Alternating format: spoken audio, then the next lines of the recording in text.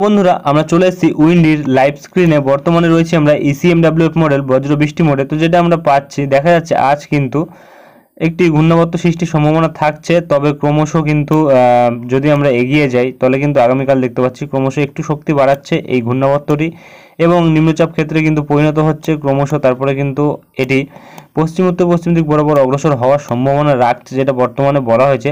তো আমরা যেটা দেখতে পাচ্ছি ক্রমশ শক্তি কিন্তু আস্তে আস্তে বাড়াচ্ছে এবং তারপরে কিন্তু ক্রমশ এটি অগ্রসর হচ্ছে 7 তারিখের পর থেকে এবং তারপরে কিন্তু এটি ক্রমশ এপাশে আন্দামান নিকোবর দ্বীপপুঞ্জে বৃষ্টিপাত ঘটানোর পর কিন্তু ক্রমশ 9 তারিখের দিক থেকে ক্রমশ কিছুটা বঙ্গোপসাগরের দিকে চলে আসছে পশ্চিম উত্তর পশ্চিম দিক বরাবর অগ্রসর হয়ে, এবং 10 তারিখের দিকে কিন্তু শ্রীলঙ্কার পাশে অবস্থান করছে এবং তারপরে কিন্তু আস্তে আস্তে ক্রমশ আমরা দেখতে পাচ্ছি শ্রীলঙ্কার উপর কিন্তু বৃষ্টিপাত ঘটাচ্ছে এবং আমাদের দক্ষিণ ভারতবর্ষের কাছেও কিন্তু বৃষ্টিপাত ঘটাচ্ছে। তবে এর প্রভাব আমাদের দক্ষিণবঙ্গে থাকছে কিনা, প্রত্যক্ষ প্রভাব না থাকলেও কিন্তু পরোক্ষ প্রভাব থাকার সম্ভাবনা থাকছে, যেটা বর্তমানে আমরা পাচ্ছি। তো আমরা যদি এখানে মেঘমালাতে দেখি তাহলে কিন্তু দেখতে পাচ্ছি আংশিকভাবে কিছু কিছু সময় কিন্তু মেঘলা আকাশ থাকতে পারে, তবে ম্যাক্সিমাম টাইমে কিন্তু পরিষ্কার থাকার সম্ভাবনা থাকবে, যেটা কিন্তু বর্তমানে পাওয়া যাচ্ছে।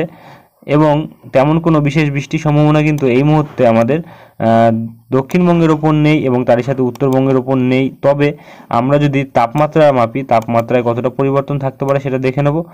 তো তাপমাত্রা মাপলে কিন্তু দেখা যাচ্ছে প্রায় কিন্তু 12 ডিগ্রির কাছাকাছি তাপমাত্রা নেমে আসছে, যেটা কলকাতার কাছে খড়গপুরে 11 ডিগ্রি এবং আরও বিভিন্ন যে জায়গাগুলি থাকছে চন্দননগর, আরামবাগ, এইসব জায়গাগুলিতে কিন্তু 12 থেকে 11 ডিগ্রি এবং কাটোয়াতে 10 ডিগ্রি, দুর্গাপুরে 11 ডিগ্রি, বাঁকুড়াতে 10 ডিগ্রি, পুরুলিয়াতে 9 ডিগ্রি এবং তারই সাথে কিন্তু আরও বিভিন্ন জায়গা সিউড়ি, দুমকা, নলহাটি এইসব জায়গাগুলিতে কিন্তু যথাক্রমে 10 এবং 9 ডিগ্রি এবং তারই সাথে কিন্তু ধুলিয়ানে 10 ডিগ্রি, মালদাতে 10 ডিগ্রি তাপমাত্রা থাকছে এবং উত্তরবঙ্গের দিকে কিন্তু আলিপুরদুয়ার এই জায়গাগুলিতে কিন্তু দেখা যাচ্ছে কুচবিহারে 11 ডিগ্রি, আলিপুরদুয়ারে 10 ডিগ্রি, শিলিগুড়িতে 10 ডিগ্রি, দার্জিলিংয়ে 6 ডিগ্রি তাপমাত্রা কিন্তু নেমে আসছে আগামী 10 দিনের মধ্যে, যেটা কিন্তু আমাদের উত্তরবঙ্গ সহ দক্ষিণবঙ্গে আমরা একটু আগেই লক্ষ্য করলাম। এবং এপাশে বাংলাদেশের দিকেও কিন্তু যথাক্রমে 10 ডিগ্রি, 11 ডিগ্রি তাপমাত্রা থাকছে, 12 ডিগ্রি তাপমাত্রা থাকছে এবং শিশিরের পরিমাণটা কিন্তু এবার বাড়ছে, যেটা কিন্তু আমরা দেখতে পাচ্ছি পশ্চিমবঙ্গের উপর কিন্তু ভালো পরিমাণে শিশির পড়ার সম্ভাবনা থাকছে, যেটা বর্তমানে